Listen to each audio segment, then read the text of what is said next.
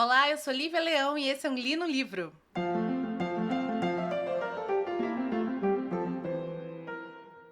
Pois bem, estamos voltando à nossa programação normal, depois que eu fiquei aí praticamente uma semana e meia sem gravar, porque eu não tava afim, simplesmente assim. Não tava afim, eu ia fazer até de Dylan Dog, acabei desistindo. E atualmente eu tô lendo a biografia do Douglas Adams pro dia 25, que é o dia da toalha, mas do jeito que tá aí na biografia eu também vou largar. E assim, quando eu resolvi abrir o podcast, né? Criar o podcast, eu não queria me sentir obrigada a gravar. Eu acabei me sentindo meio que tava entrando nessa vibe de ficar obrigada a gravar, porque o podcast tá tendo agora um retorno muito legal. Muito provavelmente graças a vocês que estão aí divulgando, eu já agradeço aqui, deixo meu carinho. Mas ao mesmo tempo eu não quero me sentir obrigada a gravar, porque talvez perca aquilo que provavelmente é o que vocês gostam, que é esse formato de um grande bate-papo que a gente tem. Então eu nem vou mais falar que toda segunda e quinta vai ter, eu só vou falar que vamos ter podcast. Por favor, assine os feeds, os agregadores, para vocês sempre serem avisados quando tiver episódio novo. Me sigam também no Instagram, lá eu também sempre coloco. Mas enfim, não é sobre isso que estamos aqui hoje reunidos. Estamos hoje reunidos, senhoras e senhores, para falar sobre um livro fantástico que eu já conhecia a história, porque eu assisti o filme e não achava que a experiência de leitura, no caso a experiência de escuta, né, porque foi audiobook, ia ser tão prazerosa quanto foi. E esse livro chama-se A Garota do Trem, da Paula Hawkins. Quem é Paula Hawkins? É uma escritora inglesa, aliás, o livro se passa na Inglaterra, e ela só tem 4 livros, pelo que eu estava verificando. 4 livros escritos, 2 deles eram um romance, e 2 deles são thrillers de suspense, crimes e mistérios. O Garota no Trem é um desses. A trilha sonora de hoje, por sinal, é da igreja evangélica que tem aqui perto da minha casa, então, por favor, ignorem qualquer tipo de trilha sonora diferentona hoje. Enfim, voltando a falar da Paula Hawkins, ela já foi considerada uma das 100 mulheres mais importantes do ano em 2016 pela BBC, e eu não poderia concordar mais, porque os assuntos que ela traz no Garota do Trem, eu não li o outro dela, que, se eu não me engano, se chama Em Águas Sombrias. Os assuntos que ela traz, os temas que ela aborda nesse Garota no Trem, são temas que, na minha opinião, são extremamente relevantes, extremamente necessários, e faz com que o mistério não seja realmente aquilo mais importante dentro do livro. E é muito engraçado, porque eu levemente senti isso também no que a gente leu do Charles Donlea, se não me engano era o nome do autor. Ele mesmo, Charles Donlea, A Garota do Lago. Foi um dos de abril que a gente leu. Que a gente tinha lá um mistério que não era um grande mistério, assim. Aqui não, a gente vai ter um mistériozinho mais porretinha pra descobrir. Não, lá não era um grande mistério, mas o posicionamento do autor e a forma com que ele lidava com os temas abordados era realmente muito bacana. A mesma coisa que a gente tem a Paula Hawkins, mas eu acho que ela vai mais profundo nos temas e o mistério também é mais legal, na minha opinião. A história, ela é contada pelo ponto de vista de 3 mulheres, né? A Rachel, a Anne e a Megan. Quem são essas mulheres? Rachel, ela foi casada com um cara chamado Tom. Este cara traiu a Rachel e abandonou ela para se casar com a Anne. E nesse processo, a Rachel acaba se afundando totalmente na bebida, no alcoolismo. E a Megan, ela é casada com o Scott e ela mora na mesma rua que o Tom e a Anne estão morando agora. E antes, quem morava lá era o Tom e a Rachel. Então, basicamente, o que acontece? Um belo dia... A Rachel, na verdade, explicando melhor a história, ela foi... começa o livro, ela foi demitida há 6 meses atrás do emprego dela porque ela apareceu bêbada lá. E ela não conta pra ninguém, então todo dia ela pega o trem que vai da cidadezinha onde ela mora até Londres, porque, gente, a Inglaterra é uma ilha, é tudo pequenininho, então você consegue ir de uma cidade pra outra em meia hora, 20 minutos, Coisa que lembra muito o ABC Paulista, né? O ABC Paulista você vai de Santo André a São Caetano, a São Paulo em 40 minutos. Enfim. E ela pega o trem todo dia e como se fosse pro trabalho, sem que a colega de quarto dela desconfie, a colega de apartamento dela desconfie que ela, na verdade, não tem emprego mais. Quando ela passa pelas casas que ficam próximas da linha do trem, uma dessas casas é a casa que ela morou com o marido e que agora o marido está morando com a atual esposa. E a outra casa é a casa onde tem esse jovem casal, que é a Megan e o Scott. E eles aparentemente têm a vida perfeita. A Rachel, quando ela passa na frente da casa desse casal maravilhoso, que na cabeça dela, ela imagina que tem uma vida perfeita e que ela dá o nome de Jess and Josh, Josh, por incrível que pareça, ela até dá o nome pros caras. Ela imagina tudo aquilo que ela não teve que ela não tem mais com o Tom, mas que um dia ela teve, porque ela foi uma mulher muito feliz no casamento e ela ainda ama profundamente o ex-marido. Até que um belo dia, quando ela está passando de trem, ela vê a Jess / Megan, que depois a gente vai descobrir que se chama Megan, sozinha, não tá com o marido, e aparece um outro homem na sacada da casa e a beija. E ela percebe então que aquele mundo, aquele casal não é tão perfeito assim. Lembrando que, como eu falei, esse livro ele é contado em primeira pessoa por 3 mulheres diferentes e uma delas é a Rachel. Só que como a Rachel ela é uma mulher alcoólatra, ela não é apenas a narradora não confiável que a gente tem normalmente num livro contado em primeira pessoa. Ela é uma narradora não confiável até para ela mesma, porque ela nunca realmente sabe se ela viu aquilo que ela viu, se ela sentiu aquilo que ela sentiu, se ela bebeu, se ela não bebeu. Ela tem apagões terríveis, assim, apagões de noites inteiras por causa da bebida. E, enfim, qual é o mistério do livro? É que a Megan, que seria essa vizinha que ela viu beijando um outro homem um belo dia, desaparece. Então a gente precisa saber ao longo do livro porque ela desapareceu, quem era essa mulher, porque na verdade, vamos lembrar, Rachel olha bêbada todos os dias pela janela do trem e imagina que aquele casal é uma coisa que a gente vai descobrir que não é. E o que aconteceu com essa moça, se ela tá viva, se ela tá morta, qual o passado dela, enfim. É uma temática muito legal e é um mistério muito interessante. Mas, como eu falei, não é o principal. O principal dessa história, na verdade, é a trajetória dessas 3 mulheres que elas são marcadas por abuso, gaslighting e muita rivalidade feminina. Nós temos, assim como nós temos 3 personagens femininas, que são as personagens que têm voz no livro, nós temos 3 personagens masculinos, que é, como eu já falei, os 2 maridos, né, que é o Tom e o Scott, e a gente tem o Kamal, que é o terapeuta da Meg. Esses homens, eles são idealizados o livro inteiro. E é muito louco isso. Esse livro é tão bem escrito que eu confesso que ele me deu muitos gatilhos e um deles foi esse. Essas mulheres, elas têm tantos problemas internos, elas se sentem tão menor, elas são tão problemáticas, não porque elas são pessoas com problemas com problemas mentais ou coisa do tipo, mas elas vivem numa sociedade tão opressora, elas se acostumaram tanto aos papéis que foram impostos a elas, que toda vez que elas olham para esses homens, por pior que eles sejam, e claramente eles são gente muito escrota, tirando o terapeuta, que o terapeuta até que é bacana, mas os maridos são assim, o lixo, assim, a bactéria do cocô do cavalo do bandido. E mesmo assim elas não percebem. Elas não percebem.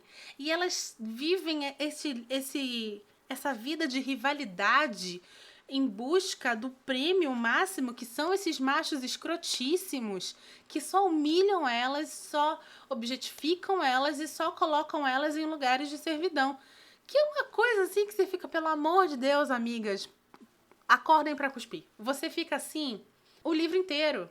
E é isso que é o legal do livro, porque graças a Deus existe uma transformação na vida dessas mulheres. E para falar dessa transformação, eu vou precisar dar spoiler. Então, a partir de agora, se você não quer saber o final desse livro, eu me despeço de você aqui. Muito obrigada por ter escutado, compartilhe esse episódio, escute outros episódios e eu espero te ver de volta, tá bom? Mas se você quer saber o que vai acontecer com essas 3 mulheres, depois do aviso sonoro, a gente vai conversar sobre isso. Então, com o decorrer desse livro, quando essa história é contada, você simpatiza muito com a Rachel. Eu, pelo menos, me simpatizei muito com ela, porque ela não é aquele tipo de pessoa que faz merda e joga os erros pros outros. Não, ela bebe, ela não culpa ninguém por isso.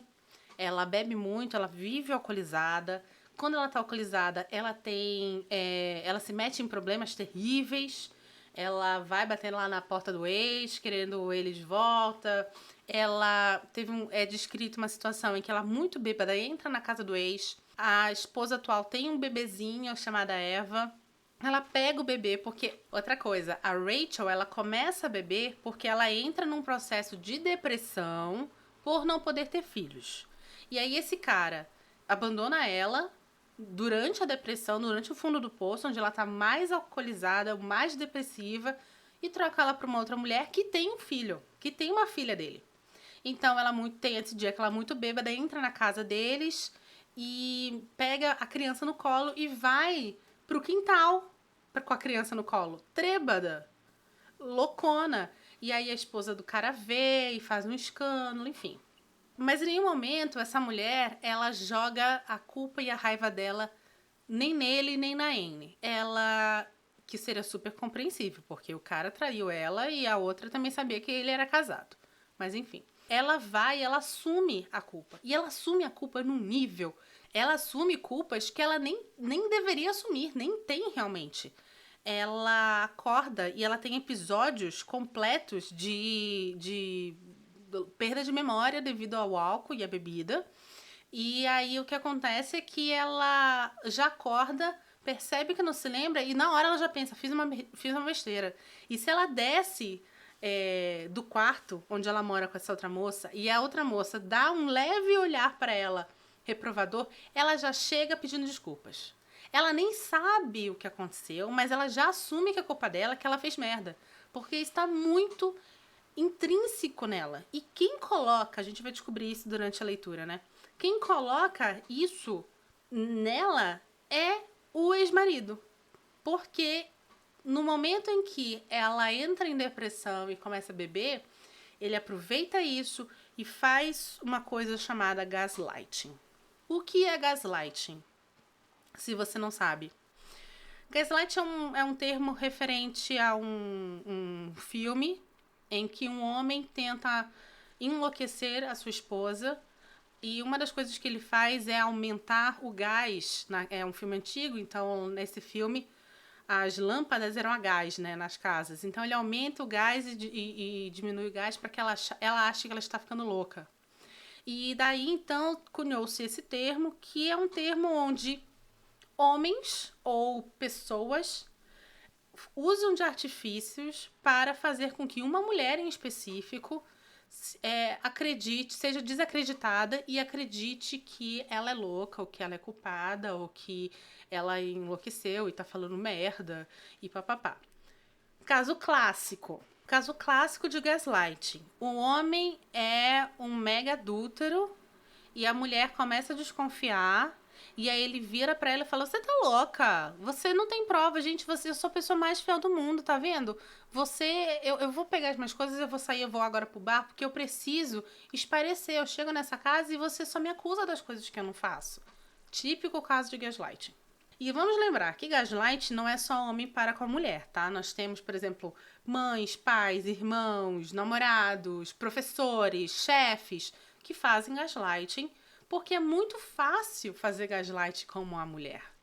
A sociedade emprega que a mulher deve ser delicada, meiga, fofa, né, resiliente. Quando uma mulher não faz isso, uma mulher não ela sai minimamente desse molde empregado pela sociedade, é muito fácil apontar o dedo para essa mulher e falar, olha como é problemática.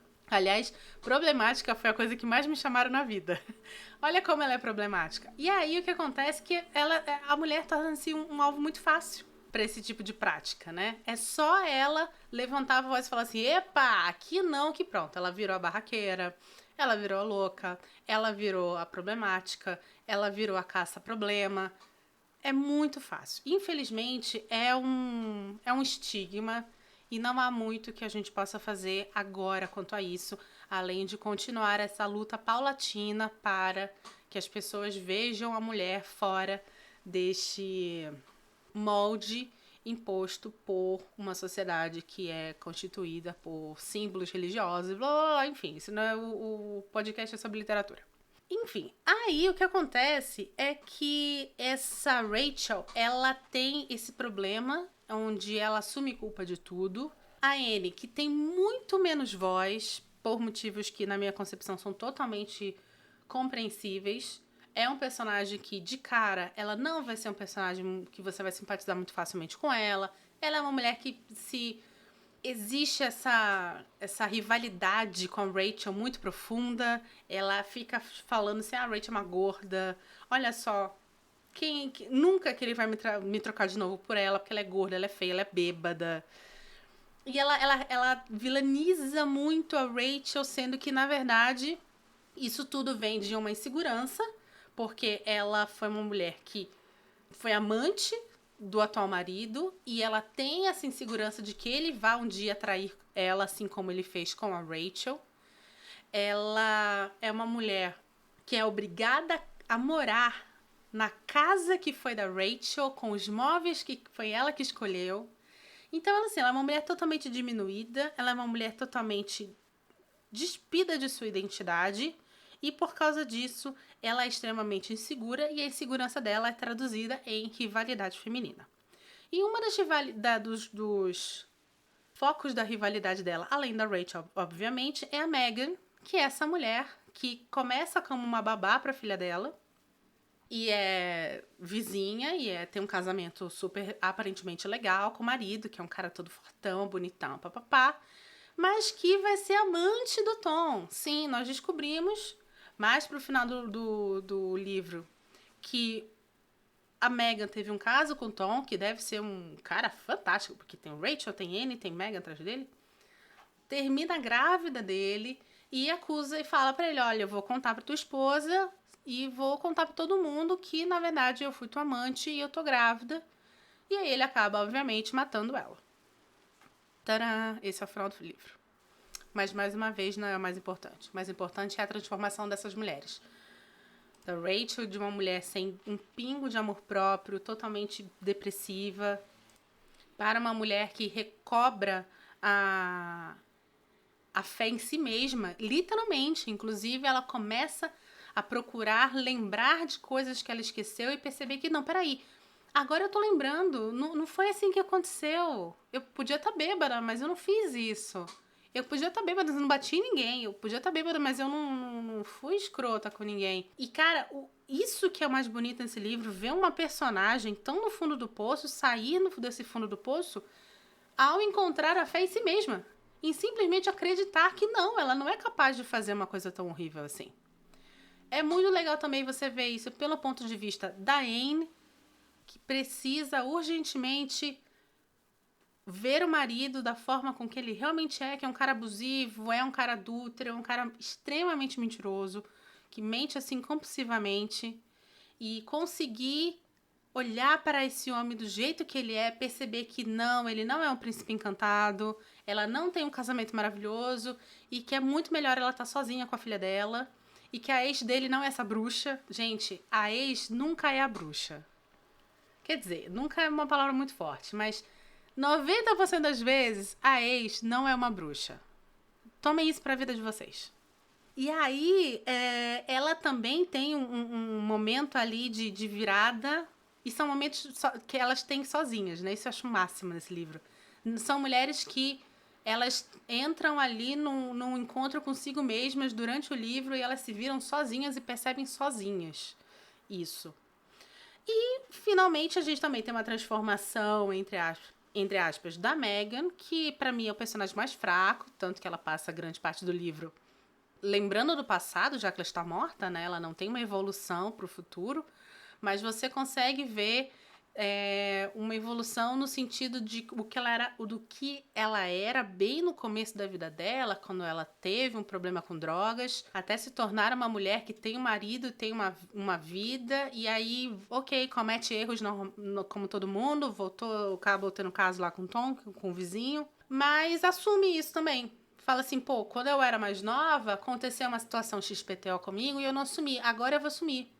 E chega com o marido e fala assim, rolou uma outra pessoa, eu me arrependi, e aí o cara obviamente não gosta, e ela falou assim, opa, peraí, você vai querer me bater? Então eu tô pegando minhas coisas e indo embora. Então ela acaba morta por isso, porque ela percebeu que no começo da vida dela, pelo abuso de drogas, que também veio de um trauma, que foi a morte do irmão, ela era uma mulher que não assumia os seus erros e fugia deles. Agora não, ela está aprendendo a bater no peito e assumir. E todas essas três, como eu falei, todas essas três mudanças são originárias de terapia e de encontro consigo mesmas, tá? Por isso que a gente tem o papel do terapeuta lá. É um livro que me deu muito gatilho, porque eu passei por situações de gaslight na minha vida. Passei 4 anos e meio num relacionamento que era baseado em gaslighting. Então, eu precisei de uma força muito grande para falar não quero mais, estou indo embora. Então, me deu muito gatilho esse livro. Mas, ao mesmo tempo, é uma coisa que a minha terapeuta fala, eu também faço terapia. Ela diz assim, o gatilho é uma coisa que existe para você identificá-lo e desarmá-lo. E eu sinto isso, eu estou num processo de desarme do meu gatilho. E esse livro mostra isso. 3 mulheres que são mulheres com uma puta bagagem, que são mulheres com problemas emocionais e que vêm de problemas muito grandes, assim. E essas mulheres vão e entram em contato consigo mesmo, identificam seus gatilhos e desarmam esses gatilhos. O final é totalmente cartádico, é uma coisa meio Diabolique. Não sei se vocês assistiram Diabolique, que é a história de 2 mulheres que se unem para matar o marido e o amante, que é o mesmo homem. Acontece exatamente isso. Existe ali um confronto entre o Tom, a Anne e a Rachel, quando as duas, numa cena, uma sequência, né, fantástica, sentam de uma maneira muito civilizada para conversar e cruzar as informações e percebem, peraí, eu acho que ele matou a Anne.